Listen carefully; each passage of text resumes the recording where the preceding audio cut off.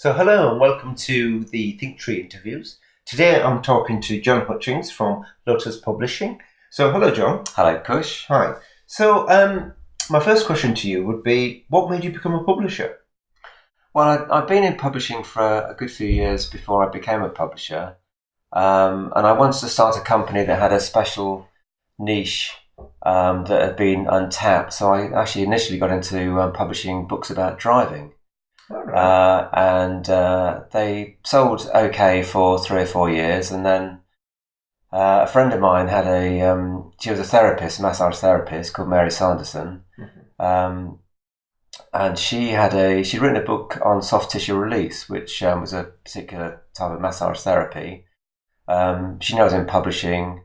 She wanted to find a publisher, so she came to me, and I did it for her as a not quite a charitable publication, but it was something I thought, why not? I didn't really know much about the market particularly, and it sold really well. So I realised there was a niche there in sort of massage therapy in particular. So it grew from there really. So why did you form Lotus Publishing? So I after Mary's book came out, I set up another company called Corpus Publishing with 3 other people. I didn't quite work out, but then I had this idea for a book on muscles. I realised there was a gap in the market for a book for students to learn anatomy. There were 1 or 2 around, but not particularly good ones. So I approached an author called Chris Jarmy, who was a physiotherapist, and I'd also become a friend of mine through other books. And we decided to put this book together. We thought having a nice colour visual book for students to learn from was going to be a good seller. You never quite know how it's going to sell, but it was just an opportunity that we thought was worth taking. So we published Concise Book of Muscles in 2003. So would you say that was one of your biggest successes? It is certainly one of our biggest successes. We've had 1 or 2 other ones since. Anatomy of Stretching has been very good as well. We've done a book on yoga, functional anatomy of yoga. There's been a few, but that was certainly a very good one to start off with. Okay. So why this area? What's the significance of anatomy physiology? I've got a background in sport anyway. I'm still sort of actively involved in sport, but I did a sports degree, so I've always had an interest in the body and how it works. And it was an interesting area that at the time when I started publishing the Concise Book of Muscles, there weren't that many books around for therapists to use as reference tools for their studies. And most books tend to be quite expensive or quite old and dated, and I wanted to produce books that were good for students they could learn from, nice and visual, written by well-known authors who could impart their sort of knowledge, not go into too much detail that it became text heavy.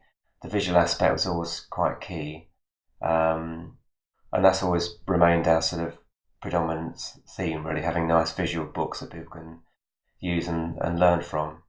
So, I mean, that's great. And I think, certainly in my days of teaching, it was, I've used several of your books as well, and they're very good for students, good for therapists to look at.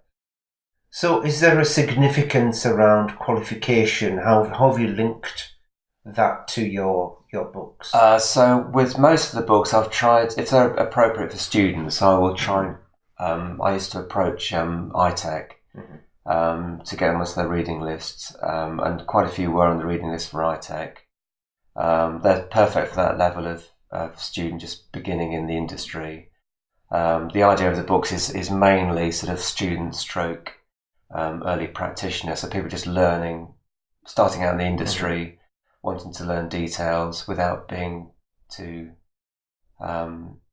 heavily academic. It has to be approachable and understandable, and that's what we're trying to relay with the books. They're written by people that really know their subject matter, but they can relate in an understandable way. It's not trying to be too clever and overcomplicate things. It has to be fairly simple without being too simple and understandable. I suppose that's really important, because if you've got therapists who were once students and then have got to become experts in their field, Yes. then written a book, Yes. that's always very, very useful and significant Yes. for them. So why is this one of the reasons why people should think about, when buying a book, coming to Lotus Publishing? Is this, where can they get your books? Well, they can buy the books online. Amazon, obviously, the usual source of supply. We don't directly work with Amazon. We work through wholesalers to supply Amazon.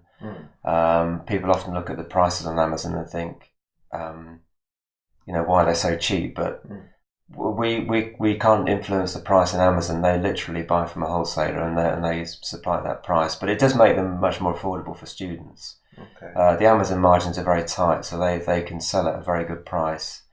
The students can buy them for what I think is a very reasonable price, and what we're hoping to offer with ThinkTree at some point is to do a bundle of books, so we can actually supply all the necessary books that we publish that a student would need. Okay. So it's not just for students, is it? Because you talked about the benefits for ThinkTree members as an incentive. Because sometimes it's useful just having the books on your shelf to relate to reference, cross-reference. So this is something that's going to be available very, very shortly. That's it. Yes, we're working out a raft of different offers for ThinkTree members to be able to access books. So whether they're a student or whether they're qualified, they can buy the books as a set for less than Amazon. Right. That's going to be because Amazon are very good at selling single copies of books at discount. They're geared up for that, but and they do offer packages of books, but they're sort of linked to their algorithm of their sales, whereas we can specifically package books for ThinkTree members to give them the best offer that we can provide. So say 3 books for about £30 or something, which is a lot less than the Amazon deal. Excellent. And that'll be exclusive to ThinkTree members.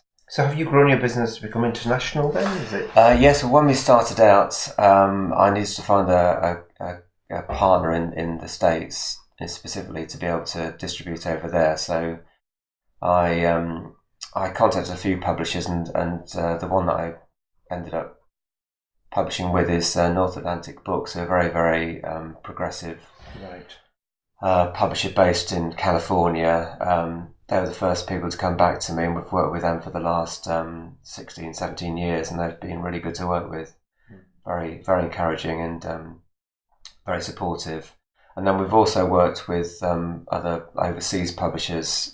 They buy the rights to the books and translate them into their language. So we've got Italian, French, German, Japanese, Chinese publishers all working with us to bring what we do over here into their language as well. So that's really interesting as well. So obviously we've got a multitude of different students from different areas of the world, and then they can also get a book in their language. Exactly. Yeah. If they need a particular book in their language, we can let them know the publisher who has produced that edition in their language. It might not necessarily have been translated into their language, but if they ask us, we can let them know if it has. So not all our books have been translated, but the more obvious ones have been. So they should be able to pick up the book in their mother tongue fairly easily through that particular publisher.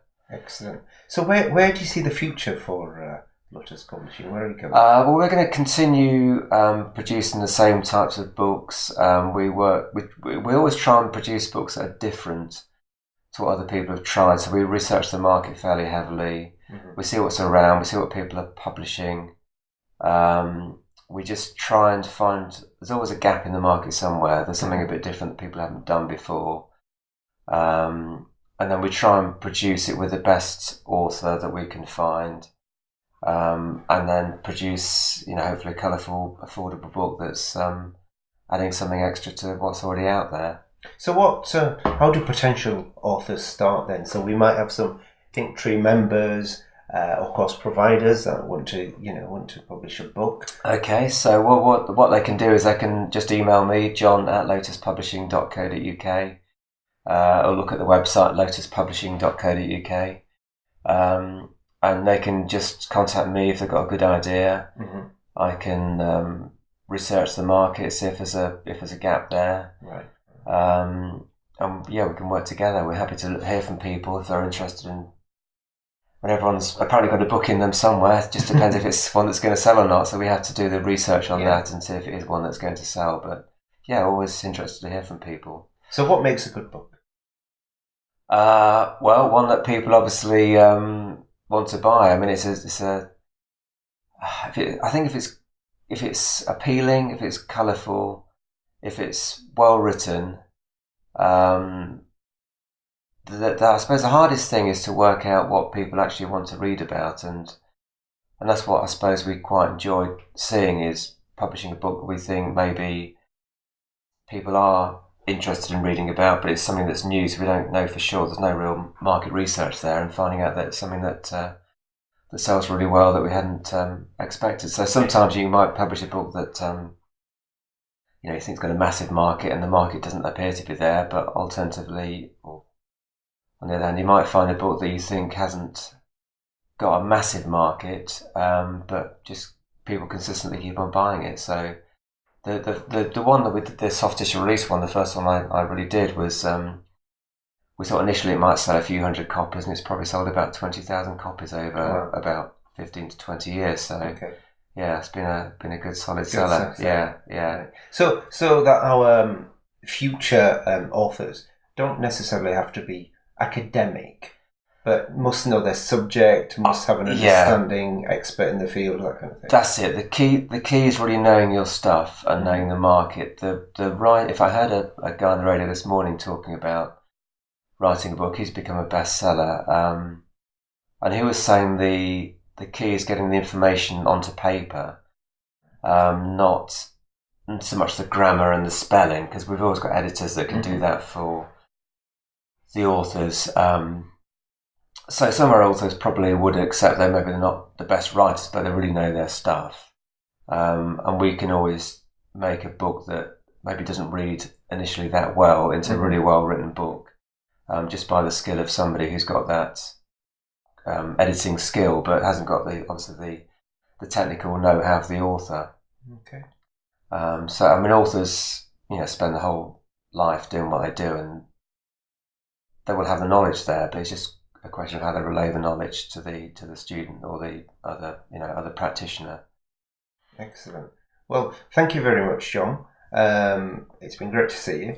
And so, if we have any budding potential authors, then please contact John. Yes. Keep a look at the website. We've got some information on the website regarding Lotus Publishing, and obviously, thank you very much for the Thinktree member incentives for our members and future students as well. Yeah. So thank you very much. Thank you. Okay. Thank you.